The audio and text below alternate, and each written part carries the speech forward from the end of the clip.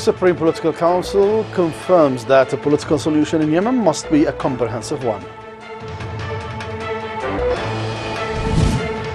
3 civilians killed and others were wounded in Saudi airstrikes against Al Jawf governorate. Saudi warplanes launched series of air raids against several Yemeni governorates.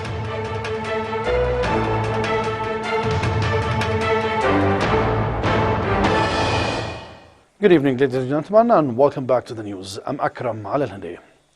The Political Supreme Council held a meeting today chaired by Saleh Al-Samad, the chairman of the council, and confirmed that any political solution in Yemen must be a comprehensive one. The Political Council clarified that the statement made by the UN envoy to Yemen did not bring anything new, but it renews the confirmation of his alliance with the Saudi aggression and the mercenaries. The meeting also covered the attempt of the SKB Hadi to meet the members of the parliament in the governorate of Aden, and then the council has praised highly the position of the 3 members of parliament who refused any order from the aggression authorities nor Hadi. The council then stressed that this position proved that the members of the parliament who refused the aggression offer reflects also the desperate attempts of the aggression countries led by Saudi Arabia to divide the people and the country. The Prime Minister, Dr. Abdulaziz bin Habtoor, received today the Assistant UN Secretary General and UN Regional Director for Arab Region, Murad Wahba, and the accompanying delegation who are currently visiting the country to oversee the humanitarian situation in Yemen and to follow up the activities of the UN offices and organizations working in the Republic of Yemen. The Prime Minister reviewed the nature of the humanitarian crisis in Yemen which is suffering from the continuation of the aggression and the total siege and the failure of Riyadh government to fulfill its commitment by paying the state employees' salaries for 1 full year after the transfer of the central bank from Sana'a to Aden. The Prime Minister has then confirmed that the revenues they receive as a salvation government does not exceed 9%, and the entire world should know about the facts of the Saudi aggression and its daily cost, welcoming at the same time any comprehensive political solution to end the aggression and to keep the Yemeni dignity. Three civilians were killed in new Saudi terrorist attacks against Al Jawf governorate. Local sources confirmed that the Saudi jets targeted a citizen's vehicle in Khab Sha'af district, killing 3 civilians and injuring few others. The Saudi warplanes carry out regular attacks on Al Jawf governorate, which caused thousands of victims and forced families to flee their homes.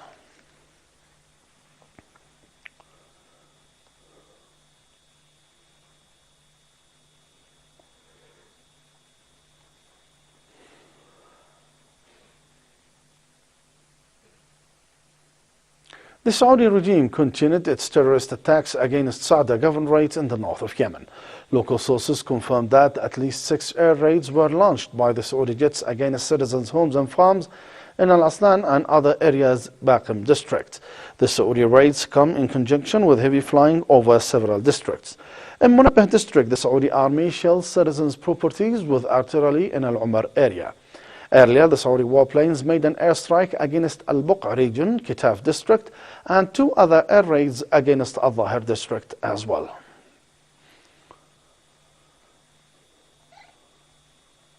The Saudi jets also launched new air raids against the governorate of Shabwa in the south of Yemen. Local sources reported that Saudi jets targeted the Lasq area in Usaylan district with 6 air raids. Earlier, the Saudi warplanes hit the district with several air raids as well. The Saudi aerial attacks come to support Al-Qaeda and other malicious groups to advance on the ground. The Saudi warplanes also waged new wave of air raids against Hajjah governorate, according to local sources that confirmed that the Saudi jets made at least 23 airstrikes against Harad and Midi districts. They also targeted a citizen's farm in Al Jarr area, Abs district, amidst heavy flight. Earlier, the enemy's fighters carried out series of raids against Harad, Midi and Abs districts. The Saudi jets waged new raids on Marib and Sana'a governorates. Local sources in Marib reported that the Saudi jets also waged an air raid on Bidbida district. The Saudi jets also waged an airstrike against Nahm district amidst heavy flights. Earlier, the Saudi jets waged several air raids against Nahm and Sarwah in Sana'a and Marib governorates. The Saudi jets attacked Hodeidah coastal governorate in the west of Yemen. Local sources confirmed that the Saudi fighters hit Cameron Island with an airstrike. The Saudi-led coalition launched regular air and sea attacks against Hodeidah as part of its blockade against Yemen.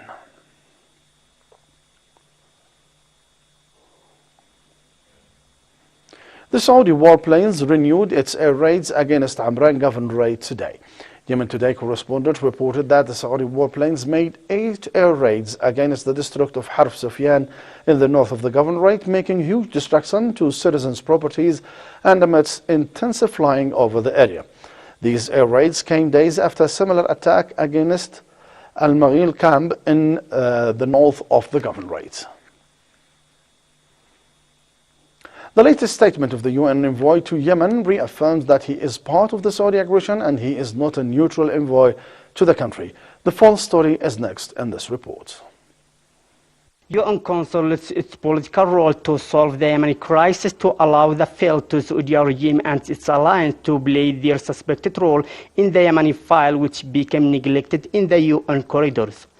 The UN envoy changed to an agent for Saudi Arabia. He failed in his role to find any solution to solve the Yemeni crisis, in which he continued to expose only the Saudi proposal to solve the Yemeni crisis. The scenario itself is repeating in the session held by the UN Council regarding Yemen, especially the humanitarian side, in which the aggression agents present their false reports concerning the humanitarian situation in Yemen, ignoring the disastrous outcomes of Saudi war and siege against the Yemeni people. The UN Council confirmed that the only solution to solve the Yemeni crisis is the political solution, but the members in the UN Council expressed only about their deep concern with no serious move to tackle the Yemeni situation. They turned a blind eye and ignored what happens in Yemen of heinous crimes and unjust war, which led to worsening the humanitarian situation in Yemen. Political experts and observers stressed that no solution to solve the Yemeni crisis except the political solution and punishment of the perpetrators in the Saudi-led coalition who committed inhumanity crimes in Yemen, and referred them to the international trial to be punished due to the heinous crimes and genocides in Yemen. Yemenis are marking the first anniversary of the Great Hall Massacre, which killed and injured hundreds of innocent Yemenis. The following report has the story. The whole world are crying over some crimes that may happen here or there, but ignoring what's going on in Yemen for more than 2 years now. The dissident voice said in a long article that while Americans are mourning the mass shooting in Las Vegas that so tragically took the lives of over 50 concert goers, people in Yemen are marking the 1 year's anniversary of the tragedy that took the lives of over 140 people who were not at a concert but a funeral. The Las Vegas carnage was a crime against humanity carried out by what seems to be a crazy lone wolf, according to the dissident voice, while the bombing of the funeral hall was a war crime carried out by a close U.S. ally, Saudi Kingdom, stressing on the necessity of ending the massive flow of U.S. weapons to Saudi that is wreaking such carnage. The article pointed out that the funeral bombing took place in the afternoon of 8th of October 2016, when several hundred people had gathered to mourn a public figure. And at about 3:30 p.m., the mourners heard the buzzing of a plane overhead. Suddenly, a massive bomb penetrated the roof of the hall, causing carnage and mayhem. And while the rescuers ran in to help, another bomb exploded. Hundreds were killed and wounded, and according to the United Nations Office for the High Commissioner of Human Rights, the weapon that killed them was a U.S. manufactured. And the United Nations called the bomb outrageous and an apparent war crime. The Obama administration then expressed grave concern and launched a review of its support to the Saudi-led coalition, while the Trump administration, however, has tightened the Saudi embrace with both increased weapons sales and logistical support. The U.S. became involved in the conflict by providing Saudi-led coalition with specific targeting information and refueling planes during bombing raids, according to the article. However, the U.S. continued to sell arms to Saudi despite growing recognition that the weapons are being used unlawfully. Dissident voice said also Saudi Kingdom, however, may lose some of the support that has been facilitating these war crimes, as the U.S. House of Representatives introduced a resolution ED1 to withdraw U.S. armed forces from Yemen. The article concluded by saying that just as Americans are trying to get Congress to take action to stem the domestic flow of guns that facilitate the murder, so there must be a demand to Congress also to act to stop the U.S. support for mass murder in Yemen. And Reuters made a report about Yemen. The following report has the story.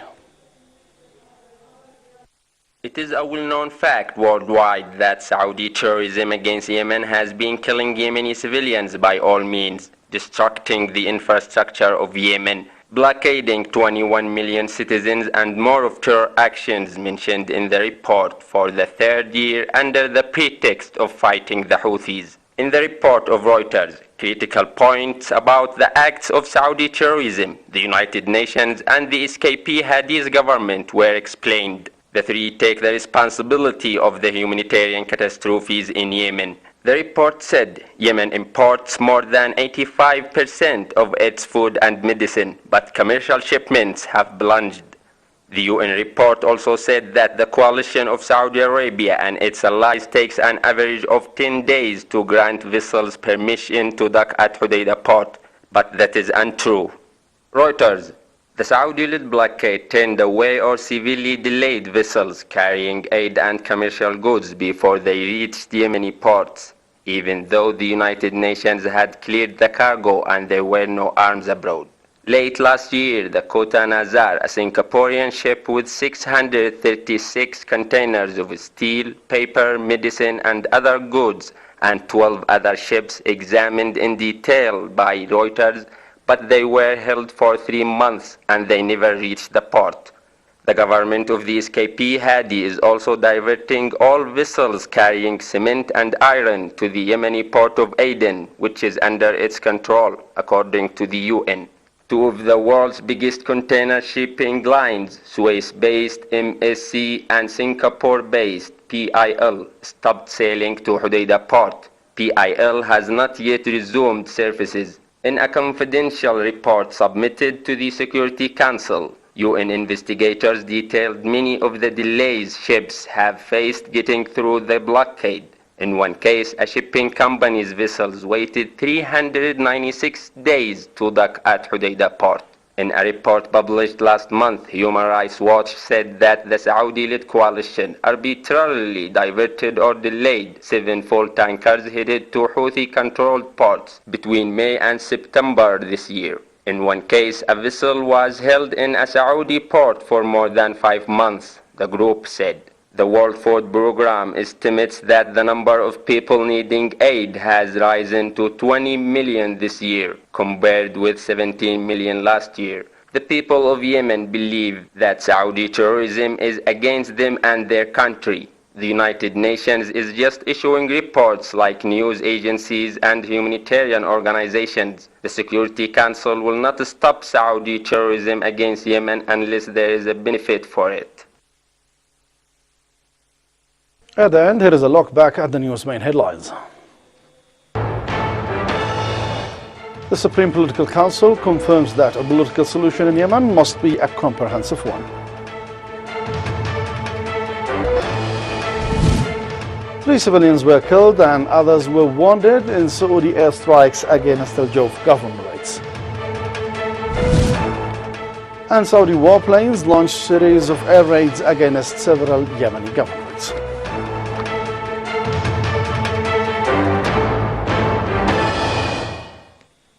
And with this, we have come to the end of the news. Thanks for being with us.